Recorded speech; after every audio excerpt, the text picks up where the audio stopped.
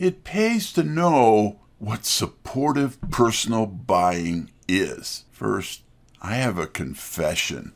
When I put this system together, I did it to please general managers and sales managers who paid me to find salespeople who would come up selling. However, the assessment I created turned out to be more helpful as an improvement tool for salespeople who wanted to get better, regardless of how good they were currently. Here are some of the characteristics of good, supportive, personal buying. Check budgets and financial resources first. Number 2, be willing to buy without shopping all over.